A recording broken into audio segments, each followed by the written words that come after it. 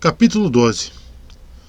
Acima da saída do campo de pouso de Arraquina, como que entalhada rudemente com um instrumento ordinário, havia uma inscrição que Muad'Dib repetiria muitas vezes. Ele viu naquela primeira noite em Arrax, quando foi levado ao posto de comando ducal para participar da primeira conferência de todo o Estado-Maior de seu pai. As palavras da inscrição eram um apelo àqueles que deixavam Arrax, mas incidiram com implicações sombrias sobre os olhos de um menino que acabara de escapar da morte por um tris. Diziam elas: ó, vocês que sabem o que sofremos aqui, não se esqueçam de nós em suas preces. Excerto do Manual de Muad'Dib, da Princesa Irulan. Toda a teoria da guerra é um risco calculado, o Duque disse. Mas, quando se trata de colocar em risco a própria família, o elemento do cálculo se perde em outras coisas. Ele sabia que ele não estava refreando sua raiva tão bem quanto deveria, e virou-se, caminhou a passos largos por toda a extensão da mesa comprida e voltou. O Duque e Paul estavam sozinhos na sala de conferência do campo de pouso. Era uma sala cheia de ecos, mobiliada apenas com uma mesa comprida, circundada por antiquadas cadeiras de 3 pernas, um mapa e um projetor numa das pontas. Paul sentava-se à mesa, perto do mapa. Ele tinha contado ao pai o episódio do caçador-buscador e relatado que um traidor os ameaçava. O Duque se deteve na frente de Paul e esmurrou a mesa. Hawat me disse que a casa era segura. Paul falou hesitante.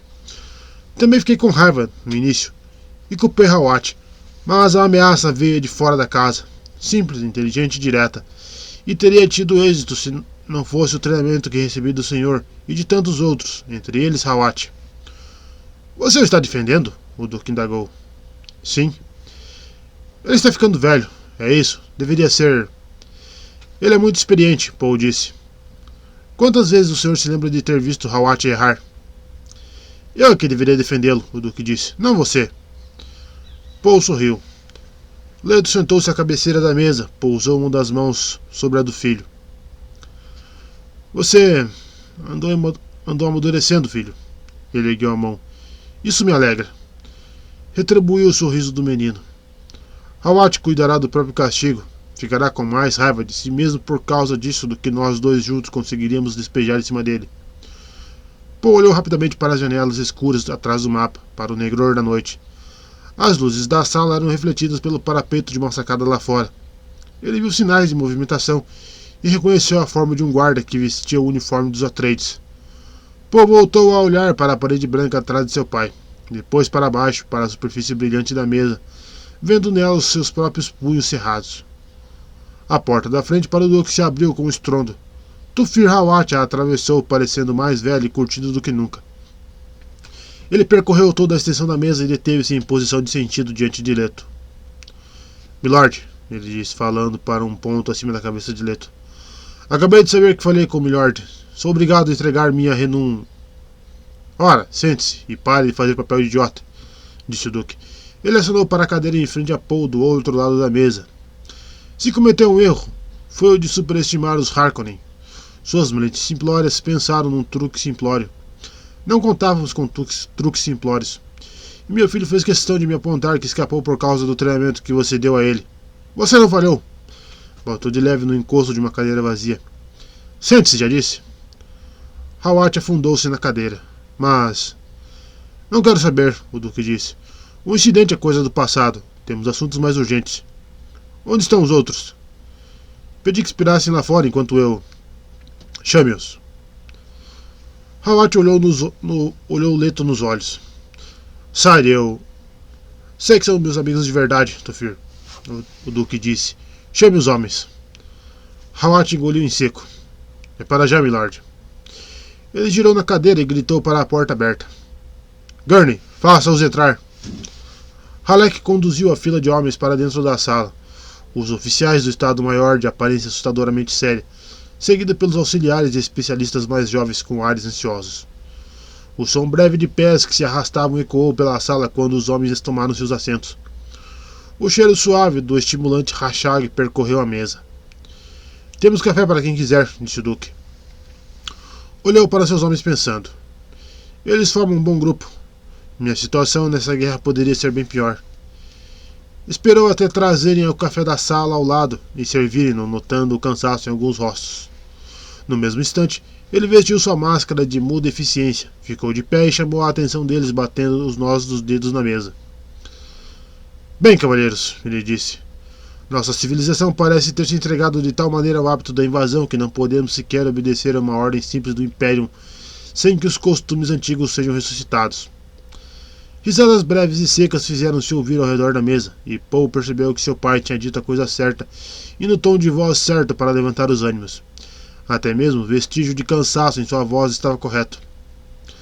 Acho que, primeiro, é melhor saber que se Tufir tem algo a acrescentar no relatório que fez sobre os Fremen, disse o Duque. Tufir? Hawat ergueu os olhos. Tem algumas questões econômicas a discutir depois de meu relatório geral, Sire. Mas já posso dizer que os Fremen parecem ser cada vez mais os aliados de que precisamos. Por hora estão esperando para ver se podem confiar em nós, mas parecem se portar com transparência. Mandaram-nos um presente, trajes estiladores feitos por eles mesmos, mapas de certas áreas desérticas em volta de fortalezas que os Harkonnen deixaram para trás. Olhou de relance para a mesa. As informações que nos forneceram mostraram-se completamente confiáveis e nos ajudaram consideravelmente em nossas negociações com o juiz da transição. Também mandaram algumas quinquilharias, joias para a Lady Jéssica, aguardente de especiaria, doces, remédios. Meus homens estão processando o pacote nesse instante. Não parece haver má fé. Você gosta dessas pessoas, Tufir? Perguntou um homem na outra ponta da mesa. Hawat voltou-se para o indagador. Duncan e Darrow disse que são admiráveis. Paul olhou para o pai, depois voltou a olhar para Hawat e arriscou a pergunta. Você tem alguma informação nova sobre o tamanho da população Fremen? Hawat olhou para Paul.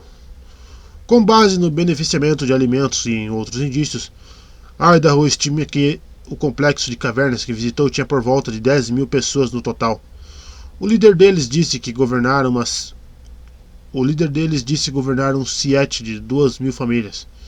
Temos motivos para acreditar que existam muitas dessas comunidades Sietic. Todas parecem leais a alguém de nome Liet. Isso é novidade, disse Leto. Pode ser um erro de minha parte, Sire. Algumas coisas indicam que esse Liet pode ser uma divindade aqui. Outro homem na ponta da mesa limpou a garganta e perguntou. É certo que eles negociam com os contrabandistas? Uma caravana de contrabandistas deixou esse Siete enquanto Idaho estava lá, levando consigo um grande carregamento de especiaria. Usavam animais de cargas e deram a entender que enfrentariam uma viagem de 18 dias. Parece, disse o Duque, que os contrabandistas redobraram suas operações durante esse período tumultuado. Isso merece consideração. Não devemos nos preocupar demais com as fragatas clandestinas que operam ao largo do nosso planeta. Sempre foi assim. Mas deixá-las completamente sem supervisão, isso não é nada bom. Tem um plano, Sire? Hawat perguntou. O Duque olhou para Halleck. Gurney, quero que você lidere uma delegação, ou uma embaixada se preferir, para contratar esses empresários aventureiros. Diga-lhes que eu irei ignorar as operações dele, contanto que me paguem um tributo ducal. Hawat estima que as propinas e as necessidades de mais homens de armas para manter suas operações devem ter-lhe custado 4 vezes isso. E se o Imperador ficar sabendo? Halleck perguntou. Ele é muito cioso dos lucros que obtém com a CHOAM, milord. Leto sorriu. Vamos depositar todo o tributo em nome de Shaddam IV e deduzi-lo legalmente de nossos custos de arrecadação. Quero ver os Harkonnen se oporem a isso. E arruinaremos mais alguns habitantes que enriqueceram à custa do sistema dos Harkonnen. Chega de propinas. Um sorriso desfigurou o rosto de Halleck. Ah, milord, que beleza de golpe baixo. Como eu queria ver a cara do barão quando ficar sabendo disso. O Duque virou-se para Hawat. Tufir, você conseguiu aqueles livros contábeis que disse ser possível comprar? Sim, milord. Estão sendo examinados minuciosamente agora mesmo. Mas dê uma olhada neles e posso fazer uma primeira aproximação. Faça então. Os Harkonnen tiravam 10 bilhões de solares daqui a cada 130 dias padrão. Toda a mesa ficou boquiaberta. Até mesmo os assistentes mais jovens que tinham chegado a demonstrar um pouco de tédio endireitaram-se nas cadeiras e arregalaram os olhos. Halleck murmurou. Porque chuparão a abundância dos mares e os tesouros escondidos da areia. Estão vendo, cavalheiros? Disse Leto. Alguém aqui é tão ingênuo a ponto de acreditar que os Harkonnen fizeram as malas e quietinhos deixaram tudo isso para trás só porque o Imperador mandou? Houve um menear generalizado de cabeças e murmúrios de concordância. Teremos de tomar tudo a fio de espada, Leto disse. Ele se voltou para Hawat. Agora é um ótimo momento para um inventário de equipamento. Quantas lagartas de areia, colheitadeiras, usinas de especiaria e equipamento de apoio eles nos deixaram? Uma lista completa, conforme informa o inventário imperial ditado pelo juiz da transição, milord, Hawat disse. Indicou como um gesto que um dos auxiliares lhe entregasse uma pasta, abriu-a sobre a mesa à frente dele. Esqueceram de mencionar que menos da metade das lagartas está operacional, que somente cerca de um terço tem caleches para aerotransportá-las até as areias de especiaria, que tudo que os Harkonnen nos deixaram está prestes a quebrar e a se desfazer. Teremos sorte se conseguirmos fazer metade do equipamento funcionar, e mais sorte ainda se um quarto dele ainda estiver funcionando daqui a 6 meses. Bem, como esperávamos, Leto disse. Qual é a estimativa segura em relação ao equipamento básico? Hawat olhou para sua pasta. Por volta de 930 usinas colheitadeiras que poderão ser despachadas em alguns dias. Cerca de 6.250 ornitópteros para levantamento topográfico, reconhecimento e observação meteorológica. Caleches, pouco menos de 1.000, Halleck disse. Não seria mais barato reabrir as negociações com a guilda e obter permissão para manter uma fragata em órbita como satélite meteorológico? O Duque olhou para Hawat. Nenhuma novidade nesse caso, não é, Tofir? Teremos de tentar outras vias por hora, Hawat disse. O agente da guilda não estava realmente negociando conosco. Estava apenas deixando claro, de um mentate para outro, que o valor estava muito acima de nossas possibilidades e continuaria assim por mais possibilidades que criássemos. Nossa tarefa é descobrir por que, antes de o abordarmos de novo. Um dos assistentes de Halleck na outra ponta da mesa girou na cadeira e disse com aspereza. Não é justo. Justo? O Duque olhou para o homem. Quem é que pede justiça?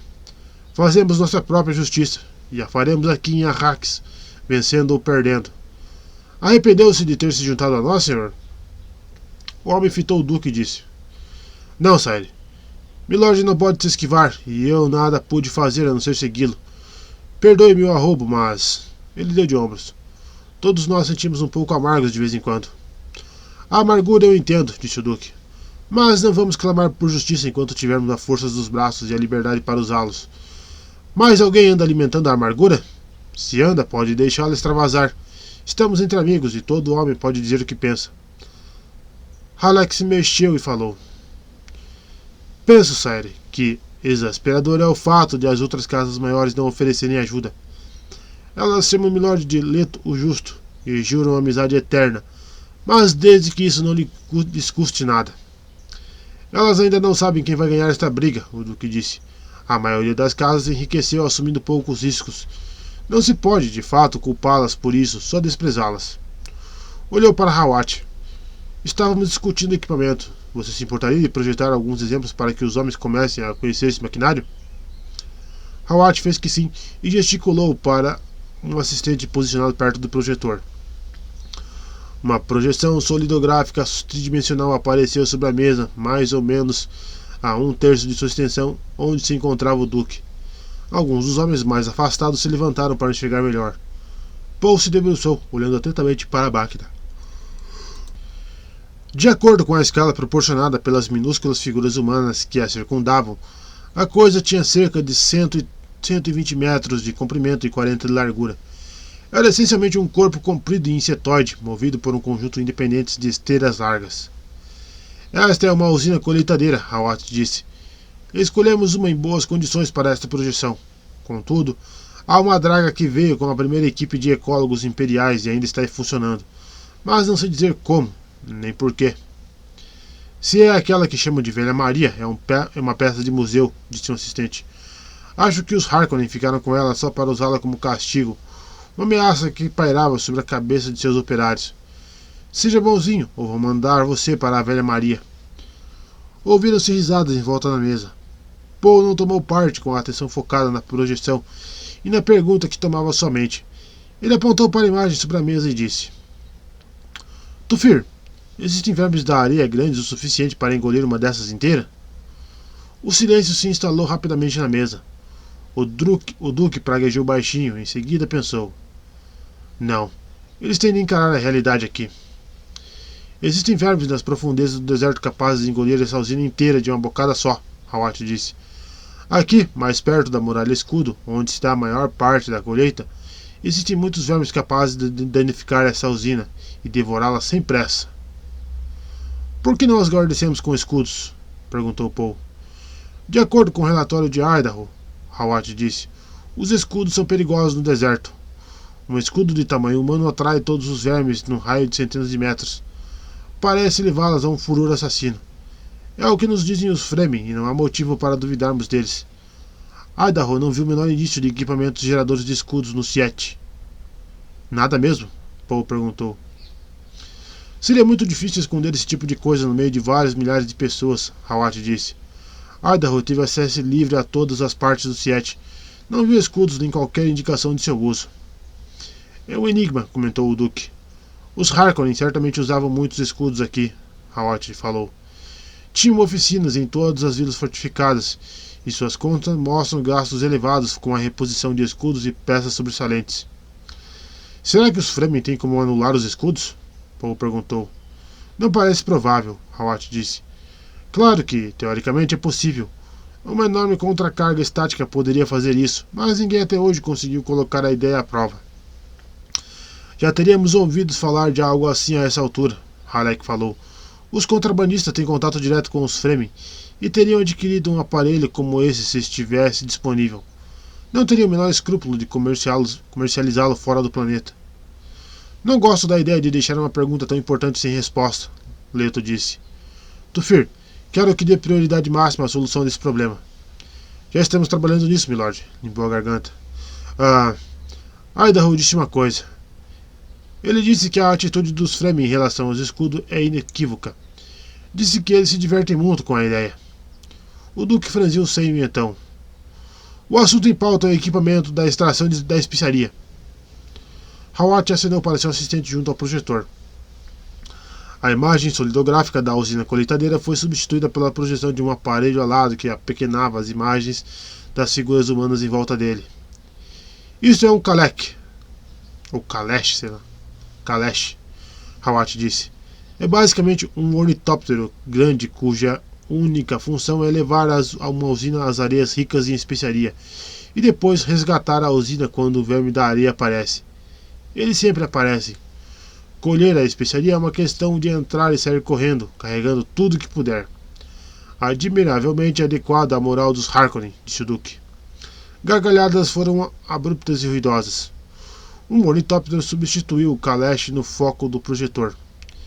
Esses ornitópteros são bem convencionais, continuou Hawat. Com grandes modificações podem ter um alcance maior.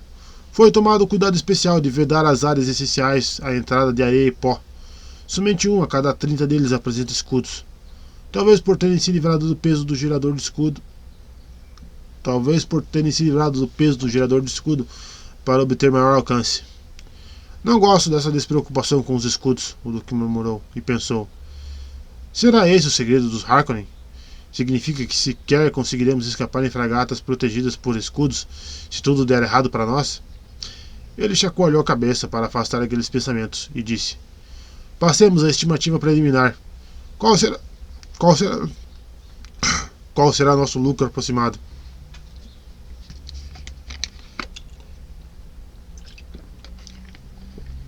Depois de avaliar os consertos necessários e o equipamento operacional, Hawat virou 2 páginas de seu caderno de notas.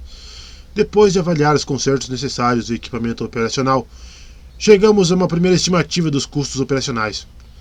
Baseia-se naturalmente no valor pessimista para termos uma nítida margem de segurança. Ele fechou os olhos, entregando-se ao quase transe dos Mentat e disse: Com os Harkonnen, a manutenção e os salários ficavam em 14%. Teremos sorte se conseguirmos 30% no início. Considerados o reinvestimento e os fatores de crescimento, entre eles a porcentagem da CHOAM e os custos militares, nossa margem de lucro será reduzida a parcos 6 ou 7% até conseguirmos substituir o equipamento antigo. Aí pode ser que consigamos aumentá-la para 12 ou 15%, como deveria ser. Ele abriu os olhos. A menos que Milord deseje adotar os métodos dos Harkonnen. Estamos tentando criar uma base planetária sólida e permanente, o Duque disse. Temos de manter uma grande porcentagem da população feliz, especialmente os Fremen. Muito especialmente os Fremen, Hawat concordou. Nossa supremacia em Caladan, o Duque disse, dependia de nossa força no mar e no ar. Aqui temos de desenvolver algo que prefiro chamar de força do deserto. Pode ser que venha a incluir força aérea, mas é possível que não. Chamo a atenção de vocês para a ausência de escudos nos ornitópteros. Ele chacoalhou a cabeça. Os Harkonnen contavam com a rotatividade extraplanetária de parte de seu pessoal estratégico. Não podemos correr esse risco. Todo o grupo novo teria sua cota de agitadores. Então teremos de nos contentar com um lucro muito menor e uma safra reduzida. Hawat disse. Nossa produção nas 2 primeiras temporadas deve ser 1/3 menor do que a média dos Harkonnen. Aí está, disse o Duque. Exatamente como esperávamos. Temos de agir rápido com os Fremen. Eu gostaria de ter 5 batalhões completos de soldados Fremen antes da primeira auditoria da CHOAM. Não é muito tempo, Sire, Hawat disse. Não temos muito tempo, como vocês bem sabem. Estarão aqui com os Sardaukar disfarçados de Harkonnen na primeira oportunidade. Quanto vocês acham que eles mandarão, Tufir? 4 ou 5 batalhões no total, Sire. Não mais que isso, sendo tão altos os preços cobrados pela guilda para transportar tropas. Então 5 batalhões de Fremen mais nossas próprias forças terão de dar conta do recado. Se desfilarmos alguns Sardaukar capturados diante do conselho do Landsraad, a história será muito diferente, com ou sem lucro. Faremos o possível, Sire. Paul olhou para o pai, depois para Hawat, repentinamente consciente da idade avançada do Mentat, ciente de que o velho tinha servido 3 gerações de Atreides. Velho. Era visível no brilho remelento dos olhos castanhos, na face vincada e queimada por climas exóticos, na curva arredondada dos ombros, nos lábios finos e marcados pela cor de groselha como do suco de sapo. Tanta coisa depende de um velho, Paul pensou. Estamos no momento, numa guerra de assassinos, o Duque disse. Mas que ainda não é total. Tufir, qual é a condição da máquina Harkonnen aqui? Eliminamos 259 indivíduos do pessoal estratégico deles, milord. Não resta mais que 3 células dos Harkonnen. Talvez umas 100 pessoas ao todo. Esses Harkonnen que você eliminou, disse o Duque, eram agentes de posses? A maioria tinha boa situação na classe empresarial, milord. Quero que falsifique os certificados de vassalagem assinados por cada um deles, o Duque mandou. Protocole cópias com um juiz da transição. Nossa posição legal será de que eles ficaram aqui sob a falsa alegação de lealdade. Confisque os bens, tome tudo, despeje as famílias, despoje-as, e certifique-se de que a coroa receba seus 10%. Precisa ser totalmente legal. Tufir sorriu, revelando os dentes manchados de vermelho sob os lábios escarlates. Uma manobra digna de seu avô, milord. Envergonho-me de não ter pensado nisso primeiro. Halleck franziu o senho lá do outro lado da mesa e se surpreendeu à expressão carrancuda de Paul. Os demais sorriam e assentiam com a cabeça. Está errado, Paul pensou. Isso só fará os outros lutarem com mais afinco. Não tem nada a ganhar com a rendição. Ele sabia que, na convicção de Kane, valia tudo, mas aquele era o tipo de manobra que poderia destruí-los mesmo garantindo-lhes a vitória. Peregrino sob em terra estrangeira, citou Halleck. Paul encarou, reconhecendo a citação da Bíblia C.O. e perguntou-se: será que Gurney também desejava ver o fim das tramas insidiosas? O Duque olhou de relance para a escuridão lá fora, voltou a olhar para Halleck. Gurney, quanto desses areneiros você convenceu a ficar conosco? 286 ao todo, Sire. Acho que está de bom tamanho. São todos de categorias úteis. Só isso? O Duque mordiscou os lábios e então... Bem, mande avisar. Um tumulto à porta o interrompeu. Duncan Idaho passou pelos guardas posicionados ali. Percorreu apressadamente a extensão da mesa e inclinou-se para falar ao ouvido do Duque. Leto o deteve com um gesto e disse: Fale alto, Duncan. Como pode ver, é uma reunião estratégica. Poe estudou Idaho, reparando nos movimentos felinos, na rapidez de reflexos que o tornavam um instrutor de armas tão difícil de superar. O rosto redondo e moreno de Idaho se voltou para Poe, e os olhos de troglodita não deram sinal de tê-lo reconhecido, mas Poe percebeu que a emoção que se escondia sob uma máscara de serenidade. Idaho passou os olhos por toda a mesa e disse: Capturamos uma tropa de mercenários Harkonnen disfarçados de Fremen. Os próprios Fremen nos enviaram um mensageiro para nos avisar sobre o bando falso. No ataque, porém, descobrimos que os Harkonnen emboscaram o mensageiro Fremen e o machucaram bastante. Nós o estávamos trazendo para cá, para que fosse tratado por nossos médicos, quando ele morreu. Eu tinha percebido que o homem estava bem mal, e parei para fazer o que fosse possível. Eu o flagrei tentando jogar uma coisa fora. Idaho olhou rapidamente para Leto. Uma faca, milord. Uma faca que milord nunca viu igual. Daga Cris? Alguém perguntou. Sem dúvida alguma, Idaho disse. Branca feito leite, com um brilho único. Ele enfiou uma das mãos na túnica e tirou dali uma bainha da qual se projetava uma empunhadura com sulcos negros. Não tire a arma da bainha. A voz veio da porta aberta na extremidade da sala. Uma voz vibrante e pungente que fez todos se levantarem e olharem naquela direção. Um vulto alto, coberto por um manto, estava à porta, barrado pelas espadas cruzadas dos guardas. Um manto castanho envolvia completamente o homem, exceto uma abertura no capuz e no véu negro que expunha os olhos totalmente azuis. Nada de branco em nenhum dos dois. Deixe-o entrar, sussurrou Idaho. Liberem o homem, o Duque disse. Os guardas hesitaram, depois baixaram suas espadas. O homem entrou impetuosamente na sala e colocou-se diante do Duque. Este é Stilgar, o chefe dos 7 que visitei. Líder daqueles que nos avisaram sobre o bando falso, Idaho falou. Seja bem-vindo, senhor, Leto disse. E por que não devemos desembainhar esta arma? Stilgar olhou para Idaho e disse: Você respeitou nossos costumes de asseio e honra. Eu permitirei que você visse a arma do homem que se tornou de quem se tornou amigo. O olhar dele passou pelos demais que estavam na sala. Mas não conheço esses aí. Você quer que eles profanem uma arma venerável? Eu sou o Duque Leto, interpôs o Duque. Você permitiria que eu visse a arma? Permitirei que você conquiste o direito de desembainhá-la, Stilgar disse. E como soasse em toda a mesa um murmúrio de protesto, ele ergueu uma das mãos magras e de veias escuras. Não se esqueça de que essa arma pertencia a alguém que fez amizade com você. No silêncio da espera, Poe estudou o homem, sentindo a aura de poder que ele irradiava. Era um líder Fremen. Um homem perto do centro da mesa, à frente de Poe, resmungou. Quem é ele para nos dizer que direitos temos em Arrakis? Dizem que o Duque Leto Atreides governa com o consentimento dos governados, disse o Fremen. Portanto, tenho de dizer a vocês como são as coisas conosco. Recai uma certa responsabilidade sobre aqueles que veem uma adaga Cris. Ele lançou um olhar sombrio para Idaho.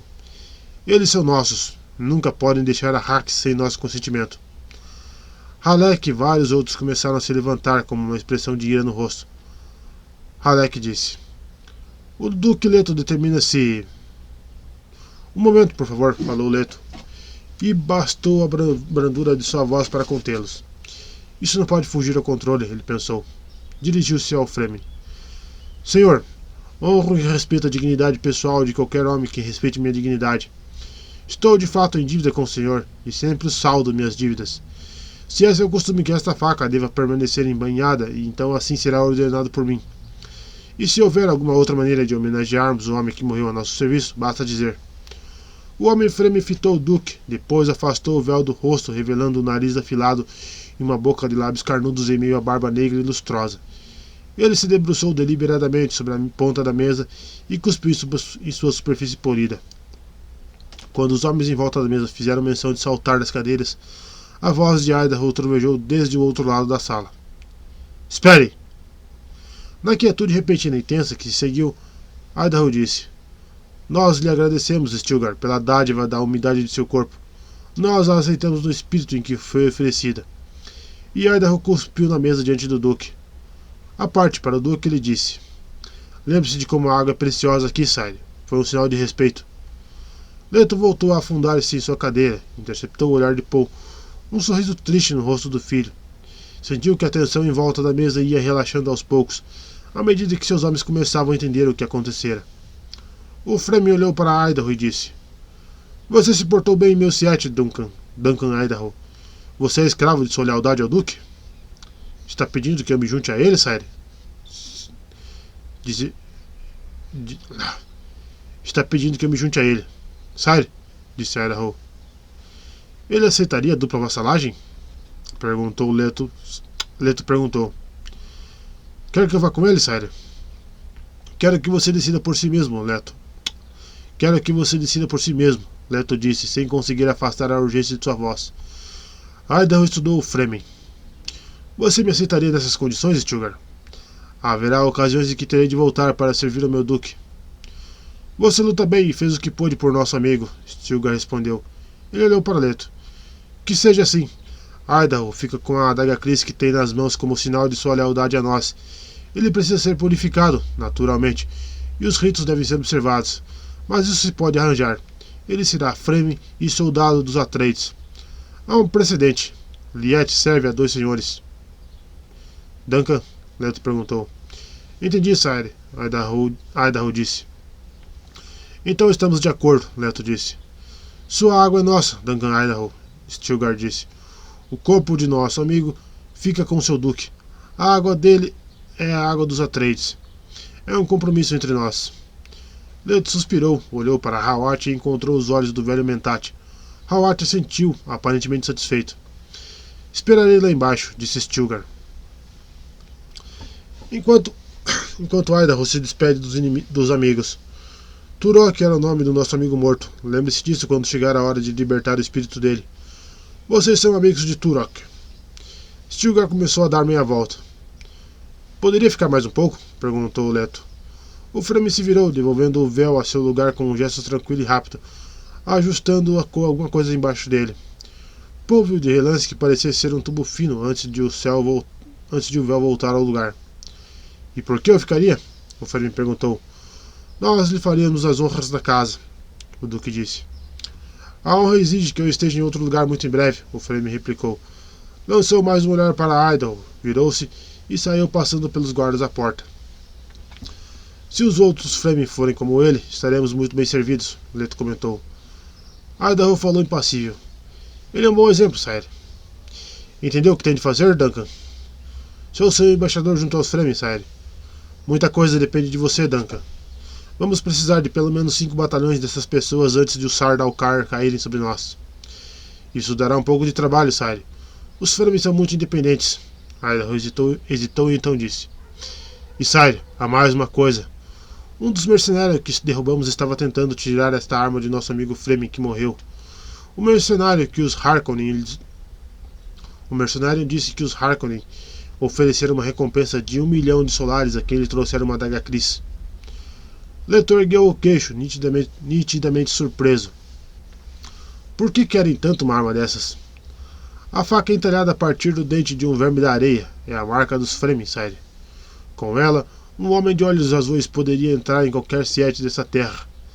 Eles me questionariam a não ser que me conhecessem. Não pareço um Fremen, mas... Peter de Vries, disse o Duque.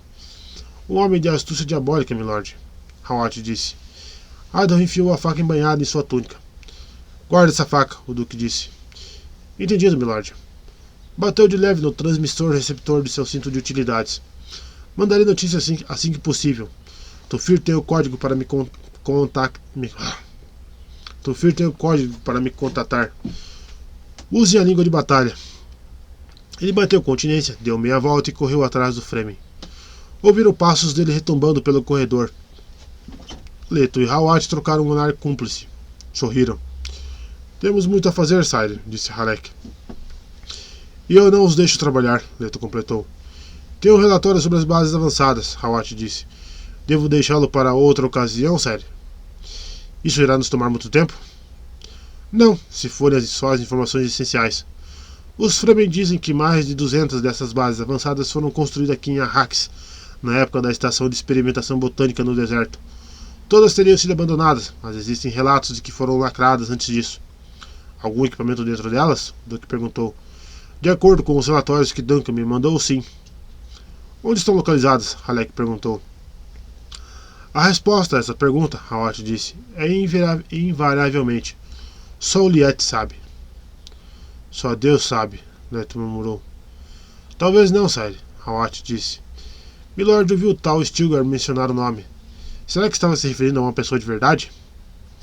Servir a 2 senhores. Parece uma citação, Halleck disse. Parece uma citação religiosa. E você deve saber qual é. O Duque disse. Halleck sorriu. O juiz da transição, Leto disse. O ecólogo imperial, Kynes. Ele não saberia onde ficam as bases? Sire, advertiu Hawat. Esse Kynes é funcionário do Império. E ele está bem longe do Imperador, Leto disse. Quero essas bases. Devem estar repletas de materiais que podemos reaproveitar para consertar nosso equipamento de trabalho. Sire, Hawat disse. Essas bases ainda são legalmente propriedade de Sua Majestade. O clima daqui é bastante cruel para destruir qualquer coisa, o Duque disse. Sempre podemos culpar o clima. Encontre o tal Kynes e ao menos descubra se as bases existem. Seria perigoso confiscá-las, Hawat disse. Duncan foi claro numa coisa. Essas bases, ou a ideia de que existem, tem algum significado profundo para os Fremen. Podemos nos indispor com os Fremen se tornarmos as bases. Poe olhou para as faces dos homens a seu redor e viu com que intensidade eles acompanharam o vulcão da palavra. Pareciam profundamente perturbados com a atitude de seu pai. Escute o que ele diz, pai, Poe disse baixinho. Ele fala a verdade. Sire, Hawat insistiu. Essas bases poderiam nos fornecer materiais para consertar todos os equipamentos que nos deixaram, mas podem estar fora de nosso alcance por motivos estratégicos. Seria precipitado agir sem mais informações. Esses Kynes têm a autoridade de árbitro do Império. Não nos esquecemos disso. E os Fremen acatam o que ele diz. Seja gentil, então, disse o Duque. Desejo apenas saber se as bases existem. Como quiser, Sire. Hawat se recostou na cadeira e baixou os olhos. Muito bem, então, disse o Duque. Sabemos o que nos aguarda. Trabalho. Fomos treinados para isso. Temos alguma experiência com isso. Sabemos claramente quais são as recompensas e as alternativas. Vocês todos têm suas tarefas. Ele olhou para Halleck. Gurney, cuide da situação com os contrabandistas primeiro. Hei de ir aos rebeldes que habitam em terra árida, salmodiou Halleck. Um dia desses ainda verei esse homem ser incapaz de fazer uma citação, e ele parecerá estar nu, o Duque disse. As risadas ecoaram ao redor da mesa, mas Poe notou como eram forçadas. O Duque se voltou para Hawat. Estabeleça mais um posto de comando para o serviço de inteligência e comunicação neste andar, Tufir. Quando estiverem prontos, vou querer falar com você. Hawat se levantou, correu os olhos pela sala como se procurasse apoio. Ele se virou e liderou a procissão para fora da sala. Os outros saíram com pressa, arrastando as cadeiras pelo assoalho, embaralhando-se em pequenos nós de confusão. Acabou em confusão, Poe pensou, olhando para as costas dos últimos homens a sair. Antes, as reuniões do Estado-Maior sempre terminavam com vivacidade. Aquela reunião parecia simplesmente se arrastar até o fim, esgotada por suas próprias deficiências e ainda por cima culminando numa discussão. Pela primeira vez, Poe se permitiu pensar na possibilidade de real derrota, e não pensou nisso por medo nem por causa de alertas como os da Reverenda Madre, e sim por enfrentar aquela possibilidade com coragem, devido à sua própria avaliação da situação.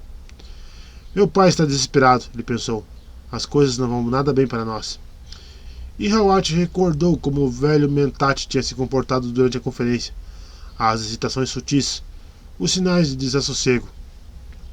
Hawat estava profundamente transtornado com alguma coisa. É melhor ficar aqui o resto da noite, filho, o Duque disse. De qualquer maneira, logo amanhecerá. Vou avisar sua mãe. Ele se pôs de pé, devagar, rígido.